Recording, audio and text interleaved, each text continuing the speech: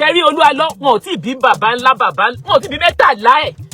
Wọn ò tí bí 1 million ní Olualo tí ò ní produce woman yẹn. Ẹ jẹ́ kó ní ọlọ́fin lóyìnbó pìtàn. Tèmi lóyìnbó lẹ́wà ẹ̀yin fàájà movement. Ẹ jẹ́ ó fi lóyìnbó pìtàn. Àwọn bàbá Adébóyè ti kó wa ní mugu ti pẹ́. Ojú wọn ti là ti pẹ́. Ẹ káàbọ̀ sí Yorùbá Parapọ̀ TV. Maureen Badejo mà ti jáde, ó ní Iyawo Olualo ológbẹ̀kú ni o. Báwo lọ̀rọ̀ yìí ṣe jẹ́? Ó pẹ́ tá a ti mọ kí ló ṣẹlẹ̀ sí Iyabo Òbí. Ṣùgbọ́n tí wọ́n wá tún sọ pé ó padà gbẹ̀kú yìí, báwo lòun ṣe jẹ́? Maureen Badejo náà lọ sọ pé kí Olualo kó fòkú nìṣó wípé dandan àfi kó wá Iyabo jáde. Tó bá jẹ́ gbà àkọ́kọ́ lẹ́yìn darapọ̀ mọ́ ìkànnì Yorùbá Parapọ̀ TV. Ẹ like ẹ subscribe síbẹ̀ kẹ́ sì comment. Ṣùgbọ́n tẹ́yin bá ti jẹ́ olólùfẹ́ wa tẹ́lẹ̀ rí, ẹ káàbọ̀ padà sí Yorùbá Parapọ̀ TV. Ẹ jẹ́ ká like ẹ ká share ẹ. A ò gbọ́dọ̀ fọwọ́ bo èyí, gbogbo ayé ló gbọ́dọ̀ gbọ́. Ẹ káàbọ̀. Ìyá yẹn ní wọ́n ní first wife Iyawo Olualo gbẹ̀kú. Wọ́n ní orúkọ tó ti bàjẹ́, orúkọ tó ní tẹ́lẹ̀ tán láwọn orúkọ bàjẹ́. Orúkọ tó ní tẹ́lẹ̀ tán láwọn orúkọ bàjẹ́. Ṣé ẹ lórúkọ ni? Ìbẹ́ni tó mọ̀ yín ló pè yín ní pásítọ̀. Ẹ̀bẹ́ẹ̀gì. Bí gan, ó yẹ kọ́ bàálù yẹn ti dá sí. Wọ́n lọ ké bàbá wọn kó pe ọba ìlú Alọ́. Ọ̀nà tó yàn lè lò ń lẹ Yorùbá pọ̀ náà. Àwọn ẹ̀yin ẹbí yìí ẹ̀ tutù o. So social media ló máa gbà yín ẹ̀yin tó yẹ ká ti jà fúnra yín. Ẹ lọ bá ní chọ́ọ̀chì, kò sí nǹkan tó ń jẹ́ sáfíìsì. Ṣéyàn fi iná sórí òrìlé sùn ní ṣọ́ọ̀kì. Ta ló yẹ kó lọ sí chọ́ọ̀chì wọn kó lọ pariwo bí òjá wọn? Èèyàn àbúrò tí yín ó sọnù. Èèyàn kan máa hold service. Ọlọ́run wo ló ń gbàdúrà fún? Wọ́n lọ́lọ́run wà ńbẹ̀ ni. Àwọn sàkámàjẹ tó sọ fún yín pé Ọlọ́run wo ló ń gbàdúrà fún? Àwọn tó jẹ́ pé irọ́ la bí family. Yorùbá Parapọ̀ TV. Ẹ máa gbọ́ ẹ máa wò ó. Ẹ subscribe síbẹ̀, ẹ like ẹ. Olualo shame on you o. So o marry. O tọkọ ṣe. Go and raise a petition online against Olualo. Those petitions are the one, all those àwọn tó support ẹ̀ ló máa kó jọ. Ló máa fi fight ẹ̀ ní international body. No family is behind you. Wọ́n dẹ̀ ń wọ́ ọmọ wọn. Olualo wá lóhùn ní dáhùn. Á ti close church, á ti rù. Ó ń ṣe birthday. Ìyàwó ẹ̀ ò sí ń bẹ̀. Àwọn ọmọ ẹ̀ ò sí ń bẹ̀. Ó kọ́ àwọn èèyàn jọ, wọ́n mú àkàrà, wọ́n ṣe everything. Tá ló ń tàn? Ẹ má fi ṣeré o, ó ti believe pé ẹ máa pariwo after sometimes. Ó máa die down, ẹ má jẹ́ ó die down. Mo lè ṣe èèyàn ẹyọ kan fún ọdún kan. Ó dìgbà táṣìírí yẹn bá tú kan lẹ̀ báyìí kí n tó jáwọ́ ńbẹ̀. Ẹ tún wá gbọ́ ohun tí Maureen Badejo tó tún sọ nípa Olualo. Ó ní Iyawo Olualo ológbẹ̀kú ni o. Tẹ́ ò bá gbàgbé, ṣáájú ni màmá Iyawo Olualo ti ké gbàjarè wípé kí Olualo kó sọ bí tí ọmọ òun wà. Ṣùgbọ́n nínú ọ̀rọ̀ tí Badejo padà sọ, ìyẹn Maureen Badejo, ohun tó sọ náà ni pé Iyawo Olualo tẹ́lẹ̀ rí ó gbẹ̀kú ni. Ọ̀wá ní tó fà á tó fi gbẹ̀kú ohun mọ̀ díẹ̀ o, ṣùgbọ́n nítorí èyí kí ló ṣẹlẹ̀ gan sí Iyabo Òbí tá ń wá tá ò rí? Irú òwò gan lọ́wọ́ èyí kí ló dé tó fi jẹ́ ṣe pé Olualo dákẹ́ lórí ẹ̀ tí ò sọ̀rọ̀? Gbogbo ẹ̀ náà ni Maureen Badejo wá kó papọ̀ tó sọ nínú ọ̀rọ̀ rẹ̀. Nínú fídíò kan tó ṣe nílùú òyìnbó níbi tó ti ń wa mọ́tò lọ náà ló ti ṣàwọn àlàyé ọ̀rọ̀ yìí. Nínú èyí tí mo fẹ́ kí á farabalẹ̀ ká gbọ́ ní Yorùbá Parapọ̀ TV, ṣe mọ̀ pé ìṣọ̀kan ọmọ Yorùbá òun náà ló jẹ wá lógún. Ẹ jẹ́ jọ máa bọ́rọ̀ ọ̀hún bọ̀. Kí ni Maureen Badejo sọ nípa Iyawo Olualo? Ó ní Iyawo Olualo gbẹ̀kú ni o. Ṣé bẹ́ẹ̀ ni tàbí bẹ́ẹ̀ kọ́? Ẹ já gbọ́ ohun tó pọ̀ lẹ́nu ẹ̀. Ó sọ nípa bàbá Adébóyè náà. Bẹ́ẹ̀ gẹ́gẹ́ ló mẹ́nu kan nípa Oyèdèpò. Nípa iṣẹ́ ìránṣẹ́ wọn gbogbo ẹ̀ ló mẹ́nu bà. Ẹ má kú òníkànnì yìí Yorùbá Parapọ̀ TV, ẹ já share ẹ o. Kọ́mọdé ilé ó gbọ́ kágbàlagbà wọ́n mọ̀. Àníṣe ibi tí Iyabo Òbí wà, òun náà lọmọ Yorùbá ń béèrè pé bo ló wà, òun náà la sì fẹ́ mọ̀. Ṣùgbọ́n lára ìwádìí tí Maureen Badejo ṣe, òun náà ló jẹ́ ká mọ̀ pé Iyawo Olualo Akoko wọn ló gbẹ̀kú ni o. Kí ló wá fà á? Báwo ló ṣe jẹ́? Gbogbo ẹ̀ náà lẹ́gbọ̀ọ́. Ẹ sá farabalẹ̀, ẹ jájọ máa bọ́rọ̀ ọ̀hún bọ̀. Ó ní màmá, ṣé Olualo ti níyàwó kí ó tó fẹ́ ọmọ yín? Màmá ní bẹ́ẹ̀ ni. Ó ní wọ́n ní ìyàwó yẹn gbẹ̀kú. Màmá ta ló ní Olualo? Á sá kàbàkàbà láàárín oṣù kan ìkan á yàtọ̀. wọn ò bí Olualo dáadáa mo tún sọ ni mò ń sọ wọn ò bí mẹ́wàá Olualo kó gbóná jù yẹn lọ tí ò ní provide iye ọmọ ẹ̀yin láti write petition ẹ jẹ́ kí lọ́ọ̀yà gbé petition and as you are submitting it to the IG ẹ máa fi sórí social media mi ò bá má sọ̀rọ̀ ká ní kì í ṣe pé mo rí pé abèrè ìyàwó ló ń bá Fálànà tí ò bá ní nǹkan tó ń hide kí ló kọ Fálànà nínú ọ̀rọ̀ yìí. But you see, at that particular time, you see, either you will like it or not. But my message is to Faja movement.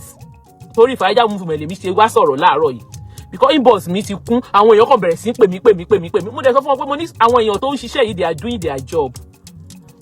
Mi ò ṣe blogging rẹpẹtẹ mọ́, I'm not even interested. Mi ti ẹ̀ ráàyè. Because ẹ̀yin yìí náà ni ẹ̀yin èèyàn yìí ẹgbọ́n nǹkan tó ń sọ fún mi gbà yẹn nígbà tí mò ń ṣe nítorí pé because àti jẹun ni mo ṣe ń ṣe I'm doing it because of mo fẹ́ pawó lórí ẹ̀ ṣe in the last 2 years ebi ò pa mí o mi ò ṣe in the last 2 years ayé mi better ayé mi ó better ebi ò pa mí I am not a lazy woman I work very hard. Forget social media. Eno ṣe ariwo kọ́ ni music.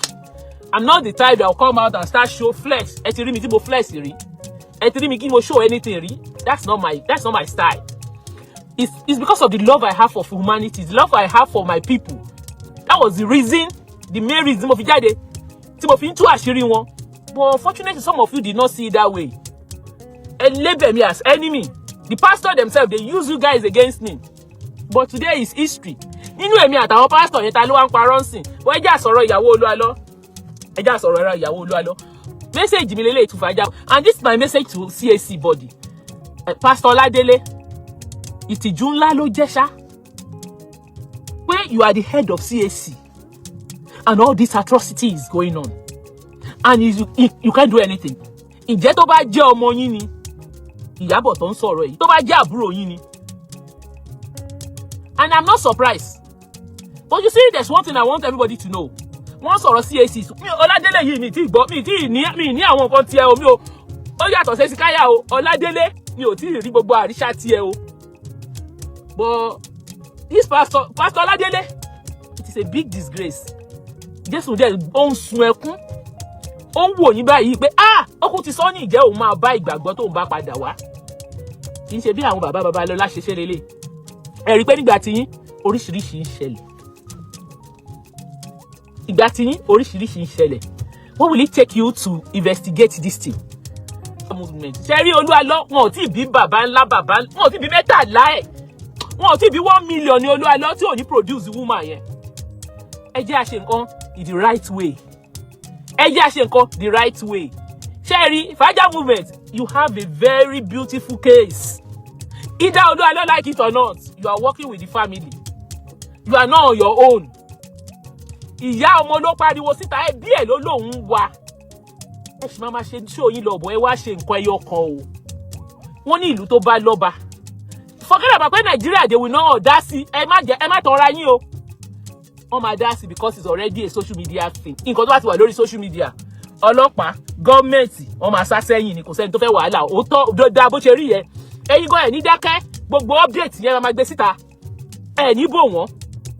Olualo máa provide ẹ ọ̀nà méjì lẹ máa gbé gbà. Ẹ gbọ́ mi dáadáa o. Any good case gidi. Wọn ò bí Olualo dáadáa mo tún sọ ni mò ń sọ. Wọn ò bí mẹ́wàá Olualo kó gbóná jù yẹn lọ. Tí ò ní provide iye ọmọ. Ẹ̀yin láti write petition ẹ jẹ́ kí lọ́ọ̀yà gbé petition and as you are submitting it to the IG ẹ máa fi sórí social media. Tẹ̀sí drop copy kan sí office IG. Ẹ drop copy kan sórí page yín. Ẹ write women in Nigeria. All the NGOs ẹ involve wọn. Officially ni o. Ẹ wá bọ́ sí international level. Ṣẹ́rí Olualo. Gbogbo embassy tó wà Nigeria ẹ copy wọn. Gbogbo embassy tó wà Nigeria ẹ write wọn. Officially lélẹ́yìí o. Gbogbo embassy tó wà Nigeria ẹ copy wọn ní nǹkan tẹ́ ẹ write. Ẹ wá lọ sí country ibi tí Ìyàwó Olualo wà. There are NGOs there are ways to go about it. Ṣé bó lòwò ní dáhùn ni? kò sí ẹni tí ò ní dáhùn. Ìjọba yàtọ̀ sí ènìyàn. There are some organizations, there are some places tí ẹ máa write to tí ṣòkòtò máa ṣòǹdì ẹ̀yin lẹ ń bá ṣeré. Ìyá ọmọ ló ń wá ọmọ ó wá ẹ̀yin lẹ ń bá ṣeré. Ẹ má fi bò bẹ́ẹ̀ ṣe rí nǹkan tẹ́ fẹ́ kọ sí Nàìjíríà ẹ máa gbé síta. Do an open petition. There's something they call open petition to the IG. It's open petition to the IG. A copy all the media houses. Wọ́n lè má gbé o but they will have a copy. Wọ́n máa fẹ́ gbé ojú kan wò. Gọ́ọ̀mẹ̀ntì á dá sí. Kò sí nǹkan tó jẹ́ pé gọ́ọ̀mẹ̀ntì ò ní dá sí ẹ̀yin èèyàn mi ẹ má tọra yín o. Odidi èèyàn lẹ̀ ń wá. Ó yàtọ̀ sí pé wọ́n ní pásítọ̀ yìí báyọ̀ kan sùn. Wọ́n ní pásítọ̀ yìí jalè. Wọ́n ní pásítọ̀ yìí ṣe sàkámàjè. What you are looking for a odidi ènìyàn àtọmọ mẹ́ta. Ó wá lóhùn ò ní dáhùn. Ṣẹ́rí àwọn parents ẹ̀ ló ń béèrè ẹ̀. Wọn ò lè ṣe pé wọ́n máa rọ ọmọ wọn fún odidi ọdún 4 sí 5. And ibi tí mo ti fẹ́ kí gbogbo ẹ̀yin èèyàn tẹ́ ń gbọ́ mi lénìí yìí kẹ́ ẹ fúnra. When I listen to that audio tí màmá yẹn ó béèrè question kan lọ́wọ́ bàmá yẹn. Presenter yẹn ask that mama one thing. Ó ní màmá ṣé Olúalọ ti níyàwó kí ó tó fẹ́ ọmọ yín? Màmá ní bẹ́ẹ̀ ni. Ó ní wọ́n ní ìyàwó yẹn ẹgbẹ́ kú. Màmá ní bẹ́ẹ̀ ni. Ṣé Olúalọ ti bí ọmọ kan rí kí ẹ tó kọ́mọ yín tó fẹ́? Ó ní bẹ́ẹ̀ ni. Ó ní ìyàwó yẹn ẹgbẹ́ kú. Àwọn fámìlì yìí ìjẹ́ ẹ̀yin ṣe investigation yín. Kí ló mú ìyàwó ẹyọkan yẹn ẹgbẹ́ kú? Ìjẹ́ ẹ̀yin béèrè. Tẹ́yìn èèyàn mi ẹ jẹ́ àmà ibi TV ìsáré kaba kíyèsí oògùn. Olúalọ fẹ́ ìyàwó láàárọ̀ kùtùkùtù yọ́ngùmà ó lọ gbé sí ọ̀dọ̀ fámìlì. Ẹ rí pé àwọn red flag ti wà láti bẹ̀rẹ̀ ni. Àwọn fámìlì ìyàwó Olúalọ wọn ò tètè fúnra. Fámìlì ìyàwó Olúalọ akọ ń sọ̀rọ̀ yìí wọ́n ní fọ́tò. Wọn ò fúnra. Nígbà tí wọ́n ní èèyàn kan gbẹ́kú ìjẹ́ wọ́n ṣe investigation wọn. Wọn ò rí nígbà tó ọmọ wọn marry. After tí èèyàn marry ó ṣẹ̀ṣẹ̀ marry ní àárọ̀ kùtùkùtù ayé instead kọ́kọ́ àti ìyàwó kọjọ máa gbé pọ̀. Wọ́n gbé lọ sí ọ̀dọ̀ fámìlì. Wọ́n wá ń fìyà jẹ ń bẹ̀. Ṣé iṣẹ́ ìránṣẹ́ tí Olúalọ ń ṣe kò gba kí ìyàwó gbé lórí òkè ibi tán wà? À ń lọ sórí òkè náà. Ìyàwó wà lọ́dọ̀ àwọn èèyàn tó wà bẹ̀. Àwọn tó wà lórí pásítọ̀ tó wà lórí òkè níyàwó náà. Ẹ̀gbọ́n ẹ̀ nígbà tí ìyà ń jẹ ní ọmọ ẹni tí ò bá sì gbọ́ kó padà lọ kó lọ gbọ́ gbogbo ẹ lọ gbọ́ àwọn fídíò àwọn audios yẹn àwọn interviews yẹn. Ẹ̀gbọ́n ìyàwó ní nígbà tí ìyàwó ìyà ń jẹ àbúrò òun ló padà láti Èkó. Olúalọ ṣèmọ̀ yìí o. So o marry o tọkọ ṣe ta ló o tọkọ kí ló tẹ̀ láwọn ìgbà tó o marry o tẹ̀ lè gbalé. O marry o lè gba yàrá kan kó o fìyàwó ẹ sí ẹ wá fi ìyàwó dóògò kiri. O marry o fi yàrá o lọ gbé ìyàwó ẹ sọ́dọ̀ èèyàn o dẹ̀ wà nílùú Nàìjíríà o sí l'Amẹ́ríkà o wà ní the same Nigeria. Èèyàn marry o fi ìyàwó ẹ ránṣẹ́ síbì kan ó wá ní ìyẹn wá sọ fáwọn ẹ̀gbọ́n ẹ̀ pé wọ́n fi ìyà jẹun. Ẹ rí pé ìyàwó Olúalọ ò gbádùn Olúalọ fún ìṣẹ́jú kan ni. Gbogbo marriage wọ́n ní bóyá kó wá lọ́jọ́ kan lọ́jọ́ méjì kó lọ. Nígbà tó ní ìyàwó first wife gbẹkú kí ló ṣẹlẹ̀ sọ́mọ ti yín? Ẹ̀yin wá dúró odidi ọdún 4 pẹ̀lú bẹ́ẹ̀ ṣe tún pariwo tó yìí. Ó tún láyà. Sister Nike good morning ma. Ó tún láyà lóhùn ò ní sọ̀rọ̀ níbo náà ti ń ṣerú ẹ̀. Ẹ má bàá sọ́mọ Ọlọ́run ní jẹ́ ó dá yín lóhùn. Ó lè take yín ní anytime o. Ṣé rí ẹ̀yin tẹ́ wà nídìí ẹ̀ tí ẹ̀ bá relent. Ṣé rí bẹ́ẹ̀ yẹn kọ́nà bóyì. Ó ti rò pé ẹ bá pariwo díẹ̀ ẹ dákẹ́ tẹ́ ẹ̀ bá ti dákẹ́. Bẹ́ẹ̀ ṣe ń fàyà online ní kẹ́ máa ti lẹ́gà bọ́. Bẹ́ẹ̀ ṣe ń fàyà ẹ̀ lí online tí gbogbo ayé mọ̀ dáṣídẹ̀ ń tú àṣírí ẹ̀ yìí. Ẹ jẹ́ kí ẹ take legal action. Ọlọ́pàá ẹ̀ bá pariwo dọ̀la. If there is no petition, ọlọ́pàá ò lè ṣe anything o. Let your lawyer write open petition. Open petition ẹ gbé sí online. Ẹ tún wá write IG.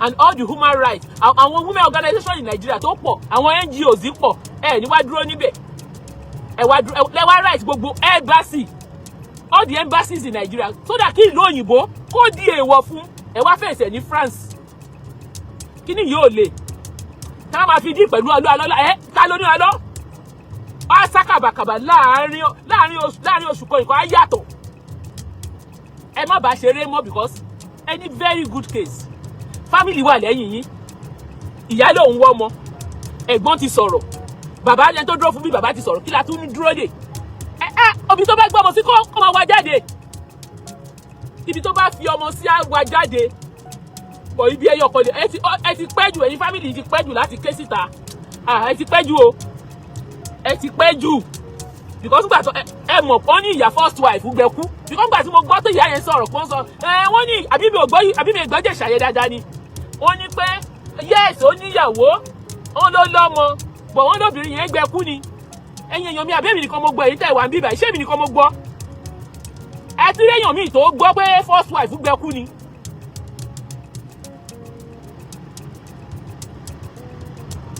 ẹjọ́ ṣeré yóò mí tó gbọ́ pé first wife gbẹ̀kú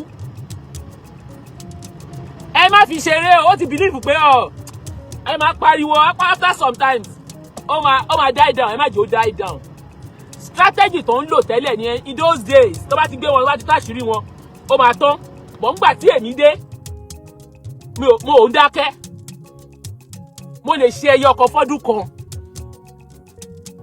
mo lè ṣe èèyàn ẹyọ kan fọ́dún kan ó dìgbà táṣìírí yẹn bá tú kan lẹ̀ báyìí kí n tó jáwọ́ ń bẹ̀. That is why tẹ́lẹ̀ tó ń fi máa mú mi tó máa jẹ́ pé because kò sí bó ṣe dey stop me the only way they can stop me is to ọ̀nà fi máa ń gbé mi lọ court.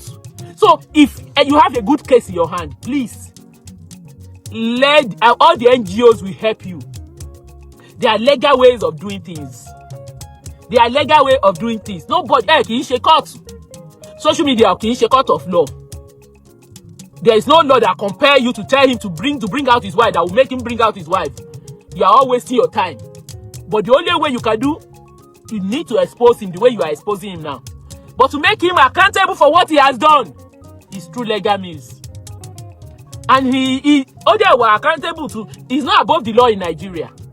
Government, kò sí kan tó ń jẹ́ government, kò sí government tó fẹ́ stain. Kò sí government tó fẹ́ stain. Most of these people say they are tired of them because they know what they have done. Ẹ lọ report to FIG. Ẹ má ṣe ní secret. Ẹ má jẹ́ kí wọ́n mú fáìlì yín kó gbé sábẹ́ table. The petition you submit to IG, let the public know. Let it be an open petition. Ọlọ́pàá go first story kò fẹ́ stain. Wọ́n follow ẹ̀ because wọ́n mọ̀ pé mama show live. Wẹ́n dẹ̀ mama update wọn. And make it an open petition. There's something called a petition. And please, Vaja movement, do something. Raise a petition online. You have a lot of supporters now. You have a lot of people that will support you. Go and raise a petition online against Olualo. Those petitions are the ones, all those law, I want to support it. No matter kojo. No matter fight here, any international body. No matter fight case here in all the embassies. If you put petition online petition out now, between now and 1 week, we're already to 1,000 in you because people are tired. So if you can have, immediately you can have like 200 or 300 people to sign to support petition to facilitate, you will finish him. Sherry, you can create what any man say show you lo. But tẹ́ bá ṣe show yín, tẹ́ ṣe gbogbo àwọn nǹkan tí mo sọ yìí. Ẹ kàn ṣe ni kò ní dá yín lóhùn because and this is my message to CAC body. Pastor Oladele, ìtìjú ńlá ló jẹ́ ṣá. Where you are the head of CAC and all this atrocity is going on and you can't do anything. Ǹjẹ́ tó bá jẹ́ ọmọ yín ni Iyabo tó ń sọ̀rọ̀ yìí, tó bá jẹ́ àbúrò yín ni. And I'm not surprised. But you see, there's one thing I want everybody to know. Wọ́n sọ̀rọ̀ CAC. Oladele yìí mi ti gbọ́, mi ní àwọn nǹkan tiẹ̀ o, mi ò ó yàtọ̀ sí Ezekiah o. Oladele mi ò tí ì rí gbogbo àríṣà tiẹ̀ o. But this pastor Oladele, it is a big disgrace. Jésù dẹ̀ ó ń sun ẹkún. Ó ń wò yín báyìí pé ọkùnrin ti sọ ní ìjẹ́ òun máa bá ìgbàgbọ́ tó ń bá padà wá. Kì í ṣe bí àwọn bàbá lọ́lá ṣe ṣe lélẹ̀. Ẹ rí pé nígbà tí yín oríṣiríṣi ń ṣẹlẹ̀. Ìgbà tí yín oríṣiríṣi ń ṣẹlẹ̀. What will it take you to investigate this thing? Wọ́n pẹ̀lú alájọ́ ìmọ̀ you don't need to come and give anybody online accounts. You don't need to come out to come and tell anybody. Speak to your mother-in-law. Ṣé pé ìyàwó ẹ̀ ò tí ì sọ̀rọ̀ ńgbà ẹ̀? Speak to your mother-in-law. Jẹ́ kó bọ́ ọmọ ẹ̀ sọ̀rọ̀. Gbogbo kìíní ìyá ẹ̀ndì. Tí ìyá ẹ̀ bá ti sọ fún wa pé àwọn máa adúpẹ́ lọ́wọ́ Ọlọ́run òun ti bọ́ ọmọ òun sọ̀rọ̀. Mo ní àdúgbò kẹ́yìn sí tán. Sori bá yé ẹ̀ ń kókò ń géu. sórí ìlú òyìnbó yẹn mo kọ̀ rẹ́rìn ni because you see the last time on the 8th ó lóun bọ̀ ní Spain mo ní Olualo tó yẹ tó wá ẹ jẹ́ kó wá ní Spain ẹ ti mobilize ẹ lọ ka mọ́bẹ̀. International body ò gba nonsense. We are talking about human being. We are talking about èèyàn mẹ́rin. France lélẹ́yìí àṣírí á tú kíákíá. Ẹ máa fi ṣe out ni ẹ right wọn officially as a body. Ẹ right àwọn immigration department wọn. Ẹ right ilé adúró wọn kò lè. Ìlú òyìnbó lẹ wà náà. Olualo kọ́kọ́ lóhùn ò dáhùn ni. Stupidity ló lóhùn ò fi dáhùn because ó máa regret yẹ. Pé ó máa regret yẹ. Àní nígbà míì àìlówó lọ́wọ́ ò máa pani lórúkọ dà. Bọ̀dálà ò bá fi sí. Family yìí wọ́n tutù gan o. Èmi máa lọ sí church máa jẹ́ àbúrò mi bí ẹ̀gbọ́n yẹn lóhùn lọ máa lọ sí. Olóòlógó ò ní dórú ẹ̀wò. Mi ò kí ń ṣe tẹnu kò ní ṣe. Ẹ̀gbọ́n ẹ̀ lóhùn lọ sí church Olualo. O rábúrò mi. Ojú ẹsẹ̀ níbi tí mo wà yẹn mi ò ní jáde. Wàá pè máa bá sọ̀rọ̀. Wàá ra tíkẹ́ẹ̀tì wàá pè máa bá sọ̀rọ̀. Wọ́n wá lọ bẹ́ẹ̀ ní church, wọ́n wá lọ bẹ́ẹ̀ ní church. Ìyá yẹn lóhùn léhùn bí ẹran odidi ọmọ èèyàn ló dẹ̀ fún ẹ. Ẹ mọ̀ pé ṣé ọwọ́ wọn ò mú. Nígbà kí náà nígbà tí mo ní Olualo àyè bí ẹ bú mi. Ẹni gbogbo wọn ni ò dá ó tútù bẹ̀rẹ̀. Ṣé àṣírí ò ti tú báyìí? Ṣé àṣírí ò tú? Gbà tí mo sọ tẹsẹ̀ káyà kí lẹ sọ? Ẹ wò ẹyẹ èèyàn mi. Ẹ̀yin tẹ́ ẹ̀ ń ṣe kinní yìí. Ẹ go through legal means. Ẹ intensify more and more. Bí 13 Olualo dáadáa, wọ́n bí 1 billion Olualo. Ẹ lo international kinní ẹ dí pẹ̀lú ẹ̀. Honestly, àwọn ìwà báyìí. Nígbà tí ìwọ rí tí Olualo rí ìyá 80 years. Ìyá 80 years tó jẹ́ kó tó gbẹmẹjú lójú ẹ̀. Mo mọ̀ pé àti dàgbà ẹ, ó ti dọwọ́ àti di àgbà ẹ. Ó ń ṣe birthday. Ìyàwó ẹ ò sí ńbẹ̀. Àwọn ọmọ ẹ ò sí ńbẹ̀. Ó kó àwọn èèyàn jọ wọ́n mú àkàrà wọ́n ṣe everything. Ta ló ń tàn? Ó fi ìlú òyìnbó yọ̀kọ́ wà nínú òyìnbó. Ìlú òyìnbó náà làwa náà wà náà. Sí l'Èkó. So ìlú òyìnbó ò ń ṣe big deal. Lẹ́yìn bá ìwà ìlú òyìnbó yóò kò ní bá àwọn ẹbí ẹ̀ sọ̀rọ̀ ni. Èmi ò rírun ti yín rí o. Thank you. So mo kàn gbà sí ìyá yẹn ní wọ́n ní first wife ìyàwó Olualo gbẹ̀kú. Mo ní So ẹ̀yin mọ eléyìí. Ẹ̀dẹ̀ rí ọmọ yín fún odidi ọdún 4. Ẹ̀dẹ̀ rí pé gbogbo ẹ̀ ń blow. Èmi ò fẹ́ sọ̀rọ̀ mo ti jáwọ́ nú ẹ o. Èmi ò fẹ́ sọ̀rọ̀ mo ti born again o. Èmi ti born again mi ò fẹ́ sọ̀rọ̀ bọ̀ ẹbí yìí tutù jù. Ẹ tutù jù nínú ẹbí yìí o. Wọ́n tutù. Family ìyàwó Olualo yìí ó rí wọn bẹ́ẹ̀ ni ó ti understudy wọn ó ti rí wọn pé kò sí nǹkan tán lè ṣe. Wọn ò ní ṣe sábìsì. Tẹ́ bá lọ da bẹ̀rù fún odidi ọjọ́ méjì. Tẹ́ bá jẹ́ tẹ́ gba máìkì lọ́wọ́ tó ṣe sábìsì ọjọ́ méjì. Wọ́n á fún yín lọ́mọ yín. One Sunday like this. Àwọn èèyàn tó tò tó fẹ́ rí tẹ́ ẹ̀yẹ̀yẹ́ kò ní bá yín dọ́ra dáadáa o. Ó dá kéèyàn máa ní skọ́n gbà mí o. Wọ́n bèèrè lọ́wọ́ màmá yẹn wọ́n ní ṣe ẹbí náà ní ẹnu yàrá àwọn táwọn bá wà láwọn ti ń sọ̀rọ̀. Wọ́n bèèrè lọ́wọ́ ẹ̀gbọ́ngàn yóò ṣe ìwọ́pọ̀ ẹ̀gbọ́dọ̀ ní àmú ní odidi èèyàn àlẹ́ wà. Odidi èèyàn. Tí wọ́n bá ṣe sáfíìsì dára wọ́n ti when there is no service ẹ ti rọra dín pẹ̀lú wọn kò ní sí service just one Sunday. Òun gan ló máa pọ̀ ọlọ́pàá. Òun ló máa pọ̀ ọlọ́pàá tá a máa kó gbogbo wa máa kóra wa lọ sọ́dọ̀ ọlọ́pàá wọn ò bí dá. Just one Sunday like this ẹ ti da gbogbo ẹbẹ̀rù pátápátá ẹ da service ẹ̀rú for just one Sunday. Kí ẹ lóhùn ní sọ̀rọ̀. Ó máa sọ̀rọ̀. Tí ìyá máa dúró sí ẹnu géètì tó máa bẹ̀rẹ̀ sí pariwo. Àwọn ẹ̀yin ẹbí yìí ẹ tutù o. So social media ló máa gbà yín ẹ̀yin tó yẹ ká ti jà fúnra yín.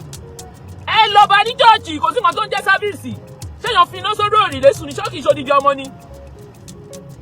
Lẹ́yìn ìgbà tẹ́ bá ṣe fámìlì yìí gbàjarì tẹ́ẹ̀kẹ́ yóò tí kò tí múnádóko àní ẹ lọ bá ní church. Wọ́n dẹ̀ ní Ìjẹ̀ṣà ní àwọn pípẹ́ àwọn Ìjẹ̀ṣà òde gọ̀jẹ̀ báyìí o. Àwọn Ìjẹ̀ṣà tẹ̀mí mọ̀ wọ́n ṣàkàdànù dànù. Ondo no I like my people. Àwọn èèyàn mi ò ní gba ó tẹ̀lé ṣẹlẹ̀. láíláí kò gbọ́dọ̀ ṣẹlẹ̀ o, kò tí ẹ gbọ́dọ̀ ṣẹlẹ̀ ni. Irú ó dẹ̀ ń ṣe service, ó dẹ̀ ń halẹ̀ mọ́ yín. Wọ́n pariwo tó ìta ló ẹ ti block church yẹ. Ẹ ní youth ń lu yín ni. Ẹ gba bọ́ọ̀sì kan kó wọn lọ síbẹ̀ kí ìjọba ló máa kó gbogbo yín, kó fọlọ́pàá kó gbogbo yín. So tó ẹ fọlọ́pàá kó gbogbo yín ṣé wọ́n ní jáde ni. Ìyá yẹn lásán yẹ kó lọ síbẹ̀ yẹn padà. Ìyá tó yẹ kó ti display ní church yẹ. Wọ́n ní ìfọ́sọ̀ nígbẹ̀kú ẹ̀yìn dẹ̀fọ́dún mẹ́rin wọ́n mọ yín ẹ̀ fúnra pé nǹkan kan ti lè ṣẹlẹ̀. Ṣé wọ́n lè pariwo tó yìí? Ṣọmọ yín lè wà lálàáfíà? Ẹ̀yin èèyàn mi, ṣé ìyàwó ẹ̀ wà ní France? Data is not a problem. Ṣé ó lè wà lálàáfíà kí wọ́n pariwo tó pọ̀ tó yìí lórí social media? Kóbìnrin yẹn má dẹ̀ tí ì rí i pé wọ́n wá òun. Ẹ̀yin òrò tí ìyá yẹn ní ọdún mẹ́rin. Don't blame the family. Don't know that Allah did to my sister. Ó blame wọn ti pẹ́ jù. Ìjáfara léwu wọ́n ti pẹ́ jù, òní mò ń sọ yìí, wọ́n ti pẹ́ jù. Tí Rótìmí ò bá ké jáde. Tí Rótìmí ò bá ké jáde. Táwọn bá fi effort tí Rótìmí fi sí nǹkan tí effort tí Rótìmí fi sí family yẹn bá fi sí, wọ́n ti rí solution àti wá. Ta ló yẹ kó lọ sí church wọn kó lọ pariwo bí ò dá wọn? Ojú kọ́lọ́pàá kó wọn ni. Ọlọ́pàá ò ní tì wọ́n mọ́lé torí ọmọ wọn. Ìjà tó ní ó ja ìjà orí ó wà lórí ààrẹ. Ẹni má blame family, àwọn ni má blame. Wọ́n ti dákẹ́ jù, wọ́n ti pẹ́ jù. Wọ́n bo nǹkan tí ò dá mára odidi èèyàn. Àtọmọ mẹ́ta àti ẹ̀gbọ́pọ̀ máa lọ́dà wọn yẹn. No, àwọn family yẹn ti wọ́n tutù jù. Wọ́n ti wé sí ìlú yẹn gan-an, ó yẹ kọ́ba ìlú yẹn ti dá sí. Wọ́n lọ ké bá ọba wọn kó pe ọba ìlú alọ́. Ọ̀nà tó yàn lè lò nílẹ̀ Yorùbá pọ̀ náà. Ẹ wo. Kí ni yóò lè tó yìí? Ọ̀nà tí èèyàn lè gbà ó pọ̀. Fámìlì yẹn dákẹ́ jù. Àbá, wọ́n ti dákẹ́ jù o. Tí Rótìmí ò bá ké gbàjarì tó bá wọ ké gbàjarì yìí ṣáà máa gbọ́ nǹkan kan ni. Àwọn gan ó ní àwọn lọ síbẹ̀ lẹ́ẹ̀kan ó lé wọn, ìyá lọ lẹ́ẹ̀mejì, wọ́n fi ilẹ̀ odidi èèyàn fún odidi ọdún mẹ́ta. Ẹni tó yẹ ká ẹ sì lọ sí church ẹ̀kẹ́ display one Sunday tẹ́ fún ohun lásán gan. Pé tí bá sí tí ẹ̀ bá mi wá àbúrò mi Sunday yìí tí bá rí ẹyẹ inú church yín máa wá pẹ̀lú press ni. Ẹni tẹ́ máa gbé kámẹ́rà lọ church ẹ̀ tẹ́ máa lọ display. Owó ẹ̀yẹ yan mi. Gbogbo èyí tẹ́ ń pè mí mo ní kó má dà kí ṣe pé mi ò fẹ́. Honestly, I've been very very busy, but that doesn't mean pé kò tí mo ṣe fẹ́ busy odidi èèyàn là ń wá. Ó ṣẹ̀ṣá pálẹ̀ ní ó lè. Update tí mò ń sọ ni pé a need láti fight legally. Family yìí náà ní láti lọ bá Olualo. Wọ́n ní àwọn ìlú wọn ní láti jà. Ṣèbí kẹ́ ẹ̀ náà wá láti ibì kan. Ẹ lọ dá ṣọ́ọ̀ṣì Olualo rú náà. Ẹ lọ di Sunday service kọ́ má ṣe é. Ṣebí òyìn ṣe sáfíìsì lórí bùgà lórí Facebook. Wọ́n wá odidi ọmọ. Family need to do something. You guys need to do something, honestly. Ẹ tutù jù, family tutù jù, wọ́n ní láti ṣe something. Nígbà tí màmá yẹn sọ pé wọ́n ní pé first wife Olualo gbẹ̀kú ni mo ní ọ̀rọ̀ dé o. Wọ́n ló gbẹ̀kú ni. Ọmọ ó dẹ̀ ti bímọ. Ibi tó yẹ ká ẹ ti fúnra. Èèyàn marry. Ọmọ ọlọ́mọ marry for ọmọ kékeré tí ò bímọ rí tó marry for the first time. Ọkọ ẹ̀ lọ fi há sọ́dọ̀ rẹ̀. So àwọn èèyàn òye àwọn èèyàn pé there is more to this thing. Ó lọ fi sọ́dọ̀ rẹ̀. So ìgbà tóun tó máa marry yẹn kò tó gba yàrá ẹyọ kan. Olualo ò tó gba yàrá ẹyọ kan. Kó fi ìyàwó ẹ̀ síbẹ̀. Bẹ́ẹ̀ yẹn Scott ni òun àti Olualo ò gbé rí. Lẹ́yìn ìgbà tó fi Scott tó tún mú ẹ̀gbọ́n ẹ̀ lóhun ṣẹ̀wọ̀n ìgbà tó wá rí pé òun ó wá Scott lọ́jọ́ ìgbà tó wà ní oyún kó má bàa bímọ sílé òun. They are too quiet. Adéọlá Ọlátòkùnbọ̀ wọ́n tutù jù. wọ́n tutù jù, wọ́n ti tutù jù. Kí ló dé? Ẹ̀mọ́ dúdú lọ́tì mi ti ń sọ ni kí àwọn ọ̀dẹ̀ ń gbọ́ lórí Facebook wọn ò dáhùn. Ẹ̀yin ẹ̀dẹ̀ mọ̀ pé ó ní history, ẹ ti sọ pé ó ní history tí ẹ ti sọ pé èèyàn kan gbẹ kú lọ́wọ́ ẹ̀. So ẹ̀mí ọmọ yóò jọ yín lójú. Àbá ẹ tutù jù family yìí ìlú yẹn wọ́n dákẹ́ jù nínú yẹn. Ẹ value ọmọ. Ẹ bá value ọmọ ni. G-Train, good evening, good afternoon. Tó bá value ẹ̀mí ẹ̀ ni, ó yẹ kán ti kẹ́gbàjarì. Àti ìyá ẹ̀ agbọ́pọ̀ ìyá 80 years ẹ̀yin ẹ̀gbọ́n ẹ̀yẹn kọ́ kílẹ̀ ṣe. Ẹ wá lẹ́ lọ síbẹ̀ lẹ́ẹ̀kan. Kò dá yín lóhùn. Ẹ̀yin tó jẹ́ pé ọwọ́ yín náà bímọ sí. Àìlówólọ́wọ́ ọ̀pani lórúkọ dá o. Ọlọ́run ti ẹ̀rí ibi tó da ṣe sí. Kó tẹ̀ lè ṣẹlẹ̀ láyé kò gbọ́dọ̀ ṣẹlẹ̀ o. Kò gbọ́dọ̀. Kọ́ máa ti béèrè lọ́wọ́ ẹ̀ náà. Báwo ló ṣe kó tẹ̀ ní sí church gan ni. Èmi sẹ́ one Sunday like this màá ti káwọn èèyàn débẹ̀ màá block gate ẹ̀ àwọn wọn ò ní ṣe hello níbí báyìí. Èèyàn odidi èèyàn. Ìgbà náà bẹ̀rẹ̀ ẹ lọ protest Tinubu agbọ́gbọ́ wọn àgbà ayé àbàjẹ́. Ẹ kàn sọ pé Nigeria government kò sí nǹkan tó ṣe Nigeria government gbàgbé story wọn á dá sílẹ̀ yìí. Odidi èèyàn náà ń wá. Ẹ go through the right channel wọn á dá yín lọ Olualo ọmọ agbọ̀n ni. Ó believe it's just for content kí wọ́n fi ń ṣeré ni. Ó yìí rí pé ìṣeré ni ìṣeré ni lóòótọ́. Ìṣeré ni o. And true to family yẹn ṣì ń ṣeré ni. What if they find out about the previous wife now? I don't know. But what the mama said is that wọ́n ní nígbà tí ọmọ yín. Did you hear what I said, Sister Yinka? Mo gbọ́ dáadáa wọn sọ fún mi, mo gbọ́ gbogbo voice ní gbogbo interview yẹn. She said, wọ́n ní màmá, wọ́n ní Pastor Olualo ti, ẹ jẹ́ ẹ mọ̀ pé Pastor Olualo ti fẹ́ ìyàwó kan rí. Ó ní bẹ́ẹ̀ ni. Ó ní wọ́n ní ìyàwó yẹn gbẹ́kú ni. Mo ní ó nígbà tó fẹ́ ọmọ yín ṣe mọ̀ pọ́ ti bímọ rí. Wọ́n ní bẹ́ẹ̀ ni. Wọ́n ní first wife gbẹ́kú so ọmọ tí yín dẹ̀ sọ ní fódìdí ọdún 5 kí lẹ̀ wá ẹ̀ sọ jí ni. Ẹ fódìdí èèyàn ẹ fi ta káìtì. Family yìí tutù jù wọ́n tutù jù ó ti pọ̀ jù. Ó pọ̀ jù. Ẹ tutù jù ní family yẹn. Ẹ̀gbọ́n ìyàwó Olualo ẹ jáde, you are still young. Ẹ jáde ẹ dìde. Ìwọ̀nba ni àwọn mídíà lè bá yín kẹ́gbẹ́ ẹ̀yin gọ́gọ́ lẹ́ni ṣẹ̀ṣẹ̀ ẹ̀yin lẹ́bí. Ẹ̀yin ẹbí yín ni ẹ̀yin lẹ́ni family yín ni ẹ dìde. You have all the media support now. Kò sí kan tó Olualo lè ṣe fún yín. Ẹ dìde. Èèyàn àbúrò tí yín ó sọnù. Èèyàn kan máa hold the service. Ọlọ́run wo ló ń gbàdúrà fún? Wọ́n lọ́lọ́run wà ńbẹ̀ ni. Àwọn sàkámàjẹ tó sọ fún yín pé Ọlọ́run wo ló ń gbàdúrà fún? Àwọn tó jẹ́ pé irọ́ labí family. Ṣé Olualo àwọn mo fẹ́ sọ̀rọ̀ mo ti repent o. I no wan talk, I don't be better person o. Ẹ̀wọ̀n ọmọdé burúkú náà pè mí tẹ́lẹ̀ ẹ̀wọ̀n pé marine spirit ni mí. Mo ti kúrò marine spirit o, mo ti di better spirit. So ẹ jẹ́ kí n máa maintain ní ọmọ dáadáa mi lọ o. Ẹ̀yin family yìí ẹ tutù jù, ẹ̀yin mo rí bú o. Ẹ tutù jù, ẹ fi nǹkan burúkú ẹ páàkì ẹ̀ mọ́ra. Kí ló dé? Wọ́n ní àbá lọ́kọ gbogbo ara má rìn náà. A má dà wá sí lóyìnbó òní bàbá ọjọ́ yìí tẹ̀ wá lóyìnbó ẹ̀ kí bá family yìí sọ̀rọ̀ ni. Ẹ ní ìyá àgbàlagbà. Ìyá àgbàlagbà wá kọ́ ìyá ló kọ́ yàrá kan àti ṣọ́ọ̀bù kan fún àwọn. Ẹ wo mo ìwọ ṣe ẹyẹ ń dákẹ́ ẹnu mi o. Mo ti jẹ́ ìtùsẹ̀ Olualo onílọ́ọ̀kì. Ẹ jẹ́ kó ní ọlọ́fì lóyìnbó pìtàn.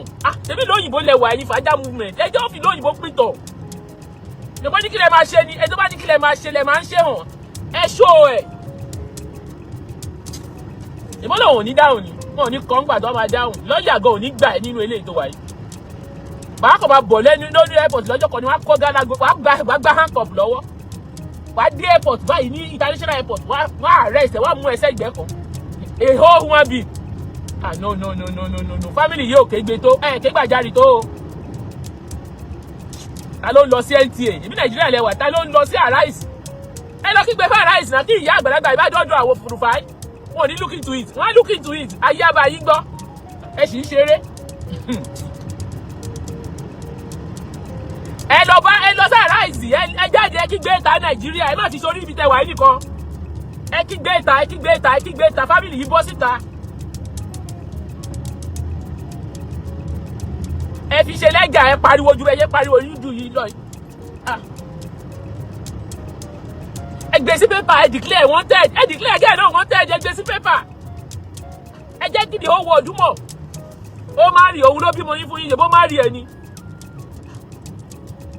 lọ́wọ́ ló sọ pé tó bá má rí pé òní pé àwọn fámìlì ẹ̀ ó máa gbé ẹ lọ ó máa gbà ẹ lọ́wọ́ fámìlì ẹ̀ wo ẹ̀yin tẹ́ ẹ ń ṣe kíní yìí ẹ put in more effort kó má kàn máa dàbí pé ẹ kàn ń pariwo pé ẹ kàn fẹ́ bàbá lórúkọ jẹ́ ni ó lẹ̀ ń bá òun lórúkọ jẹ́ kò dẹ̀ sẹ́ni tó ń bà lórúkọ jẹ́ orúkọ tó ti bàjẹ́ orúkọ tó ní tẹ́lẹ̀ tán láwọn orúkọ bàjẹ́ orúkọ tó ní tẹ́lẹ̀ tán láwọn orúkọ bàjẹ́ ṣe lórúkọ ni ìbẹ́ni tí ò mọ̀ yín ló pè yín ní pásítọ̀ abeg just our family yìí ní láti ṣe more the family are not doing more they should do more because what the narrative they are selling to àwọn fake CAC ẹgbẹ́ wọn ni pé wọ́n fẹ́ bà lórúkọ jẹ́ wọn ò bà lórúkọ jẹ́.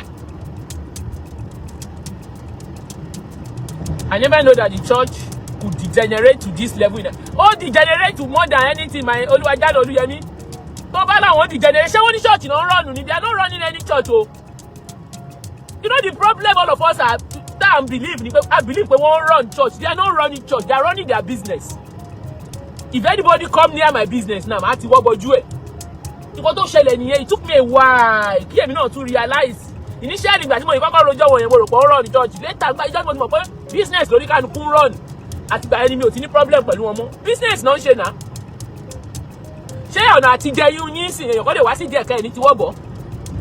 Tó bá jẹ́ olóhùn alàyè náà ń ṣiṣẹ́ fún. If genuinely they are working for God. Ṣé èèyàn bọ́ lọ́hùn jà ni? These are businessmen. Kò ń ṣe ṣọ́ọ̀ṣì náà run o. Ẹ má tọra yín ọ̀yẹ́ èèyàn. Àwọn ilé ṣọ́ọ̀ṣì kọ́ ṣọ́ọ̀ṣì ni. Church ni kì í ṣe ṣọ́ọ̀ṣì. Àwọn ilé run anything they are doing their business. So anybody that come near their business, pípa náà máa pa. It's just like I have a business now. Tó bá fọwọ́ kọ business mi máa dì pẹ̀lú ẹ̀. So nǹkan tó ń ṣẹlẹ̀ nìyẹn, they are doing their business. They are not doing churches. Church kọ́. Church báwo? Oh, run church wọ́n ṣe business ni. Ẹ rí pé it's a personal thing. Ẹ rí pé ibi tẹ́ ẹ ti máa mọ̀ pé kì í ṣe big church. Tí wọ́n bẹ nǹkan bá ṣe wọ́n tó bá fẹ́ kú, wọ́n á gbé fáwọn ọmọ wọn. The next person, wọ́n á mú fúnra wọn. So tó bá máa yan board of trustee, board of anything, àwọn tó máa wà lóyà sí wọn, àwọn náà máa kó síbẹ̀. So it is not a thing of God. It's not our church. Tó bá fẹ́ gbowó ni, a fẹ́ dáwó fọ́lọ́run. It is their own church, it's their business. They are doing their own business. Àwọn tó ń ṣe business wọn ẹ pè wọ́n ní church. Sister Bimbola, thank you, Joe. They are doing their business. Ẹ̀yin tẹ́ ẹ ṣe ìfàjà ẹ raise owó ẹ tẹ́ bá fẹ́ jà fáwọn ìyá yẹn not by charity alone. And you have a very good case. A beautiful case. Family is behind you. All dem wọ́n ọmọ wọn. Olualo wa lóhùn ní dáhùn. Àti yàgá àti close church àti rù. Àti rù. Church are close. Àti rù no be joke, no be mouth. Àti rù. Family dúró tì mí. You have family behind you. It's a clear ó lè confirm because ìyá yẹn lòun sin ọmọ òun ní airport. So Olualo ó wà on record for ọwọ́ Olualo lọ́mọ wà last. Ó wá lóhùn ní dáhùn. Àti dáhùn. Nǹkan tó máa dá lóhùn, nǹkan tó máa jẹ́ ó dáhùn, á dáhùn, nǹkan tó máa béèrè question lọ́wọ́ ẹ̀ máa béèrè question lọ́wọ́ ẹ̀. Ẹ jẹ́ review, ẹ jẹ́ fàyà ẹ̀ dáadáa.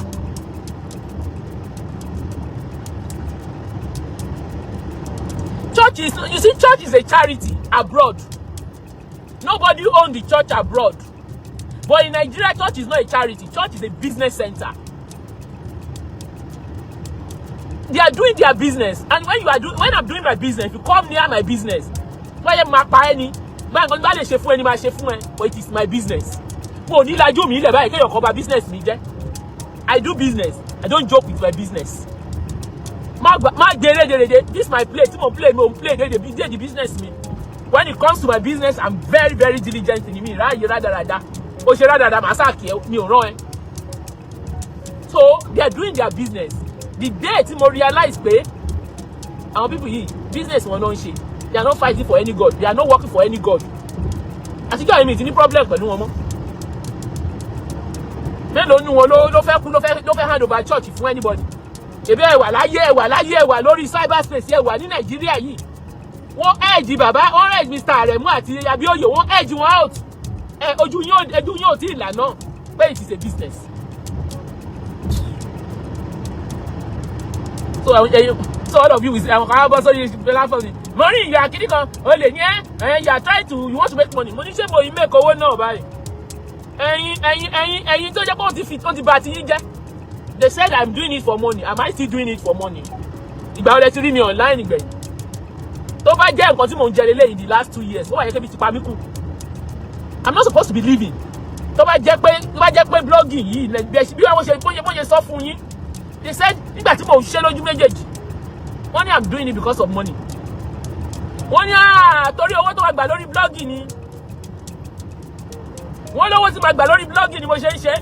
Am I still collecting money? I stopped completely. Owó tí mo fi ṣe charity lè yí àgọ́ blogger àkọ́kọ́ ò gbà. Abeg ẹ jẹ́ fi story ilẹ̀. Ṣé owó wọn náà owó blog náà mo torí pé mo ń bá àwọn lórúkọ jẹ́ torí pé mo fẹ́ make owó. Àwọn tó mọ̀ nǹkan tó ń ṣe, they are doing their business, they will look for everything to crush you. Káyè bá wà láti pa yín ni wọ́n máa pa yín straight ni àwọn tó ń pààyàn. So you think how can you be serving God and you are killing people? Is it possible? Which God are you serving? Yẹn ṣọ́ọ̀ṣì lọ ẹ̀yin rò pé church ẹ̀ máa tanra yín. Ó dijọ́ tí gbogbo yín bá ti mọ̀ pé this thing na business. Àwọn bàbá Adébóyè ti kó wa ní mugu ti pẹ́. Ojú wọn ti là ti pẹ́.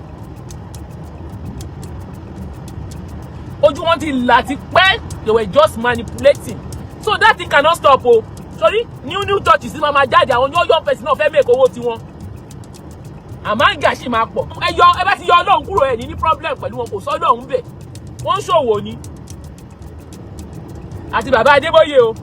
Àtọyè bàbá Oyèdèpọ̀ from number 1 to the end. Gbogbo wọn ń ṣòwò ni kò sọ́dọ̀ nǹkan tó pẹ́ anybody. Mo nígbàgbọ́ pé ẹ ti gbọ́ ohun kan tàbí méjì nípa tí Maudeen Badejo sọ nípa Olualo. Níbo ni Iyabo Ogbe wà? Iyabo Ogbe ò gbọdọ̀ kú. Àfi kí gbogbo ọmọ Nàìjíríà kó dìde, kí gbogbo abiyamọ kó dìde. Ẹ má jẹ́ àfọwọ́ tẹtẹrẹ mọ́rọ̀ yìí bẹ́ẹ̀ bí ẹ ṣe ń dìde. Tá a tún dìde lórí social media, òun náà ni gbogbo aráàlú ó dìde. Níbo ni Iyabo YEMISI Ogbe wà? Òun náà lọmọ Yorùbá ń pariwo. Òun náà làwọn èèyàn sì ń pariwo. Kò wá ní jù báyìí lọ táàrí lábalábí tá a wà yìí. Ohun tí Maureen Badejo ní fún wa, òun náà lẹ ti gbọ́ òun o. A ó tún pàdé lọ́jọ́ mi ọjọ́ rẹ̀. Búburú kan ò ní ṣe yín kò sì ní ṣe wá. Ire lójú owó rí kojú wa kò rire. Ire o, ire kàbìtì. Àtirẹ̀ o, ọmọ aláṣẹ dìde. Àtirẹ̀ o, ọmọ aláṣẹ dìde. Wá bá wa sọ̀rọ̀ ìjìnlẹ̀, ká lè mọ bí ayé kọrí sí. Wá bá wa sọ̀rọ̀ ìjìnlẹ̀, ká lè mọ ìgbésẹ̀ tó yẹ ká gbé. Ọmọ aláṣẹ. Àtirẹ̀